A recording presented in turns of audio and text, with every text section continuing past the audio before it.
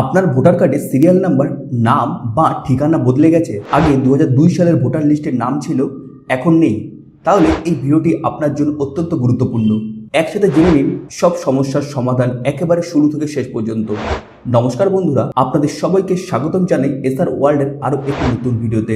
আমি সৌরভ, আর আজ আমরা আলোচনা করব ভোটার কার্ডের বিভিন্ন গুরুত্বপূর্ণ পরিবর্তন, যেমন সিরিয়াল নাম্বার, নাম, পদবি, ঠিকানা ও জন্ম তারিখ পরিবর্তনের ফলে কোন সমস্যা হয় কিনা এবং কিভাবে আপনি নিরাপদে সবকিছু ঠিকঠাক রাখতে পারবেন। 2002 সালের ভোটার লিস্ট ও বর্তমান পরিবর্তন। বেশিরভাগ দর্শক জানেন যে 2002 সালের পশ্চিমবঙ্গের ভোটার লিস্ট এখন পাওয়া যাচ্ছে এবং অনেকেই সেই লিস্ট ডাউনলোড করেছেন। কিন্তু অনেকেই অভিযোগ করছেন যে সেই পুরনো লিস্টের তথ্য বর্তমান ভোটার কার্ডের সঙ্গে মেলে না। বিশেষ করে যাদের কার্ড WB দিয়ে সিরিয়াল নাম্বার ছিল, এখন সেটি পরিবর্তন হয়েছে।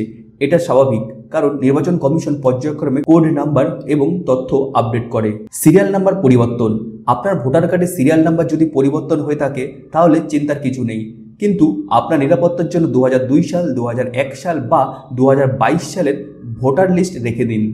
পাশাপাশি পুরনো এবং নতুন দুটো কার্ডই রাখুন। এই তথ্য ভবিষ্যতে ভোটার যাচাই বা সরকারি কাজের সময় কাজে লাগবে।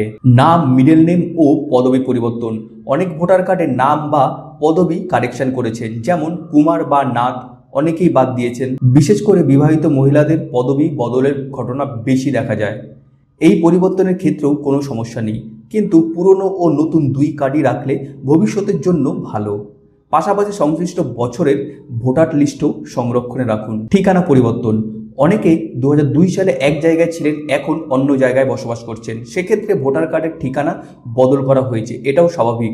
আপনি যদি অ্যাড্রেস পরিবর্তন করেন তখনও পুরনো ও নতুন ভোটার কার্ড এবং ভোটারের লিস্ট হাতে রাখুন, এতে ভবিষ্যতের ভেরিফিকেশন সহজ হবে। জন্ম তারিখ পরিবর্তন। আগে ভোটার কার্ডে অনেক সময় ডেট অফ বার্থ অনুমান করে বসানো হতো, যেমন 1/1/1996। এখন অনেকেই আধার কার্ডের সঙ্গে মিলিয়ে সঠিক ডেট অফ বার্থ বসিয়েছেন। এই পরিবর্তন নিয়ে কোনো সমস্যা হয় না, কিন্তু পরিবর্তনের বছর ও পরবর্তী বছরের ভোটার লিস্ট রাখলে ভালো। এটি ভবিষ্যতের রেকর্ডের জন্য উপকারী হবে। সংক্ষেপে যদি সমাধানগুলো দেখি তাহলে রয়েছে: সিরিয়াল নাম্বার পরিবর্তন হয়েছে, কোনো সমস্যা নেই। নাম, মিডল নেম, পদবি বদলেছে, সমস্যা নেই। ঠিকানা, জন্ম তারিখ আপডেট করেছেন, নিরাপদে থাকুন। কিন্তু এগুলো করলে অবশ্যই রাখুন, পুরনো ভোটার কার্ড রাখতে হবে, নতুন ভোটার কার্ড রাখতে হবে এবং সংশ্লিষ্ট বছরের ভোটার লিস্টও আপনাকে রাখতে হবে। লিঙ্ক ডাউনলোড ও ইনফো।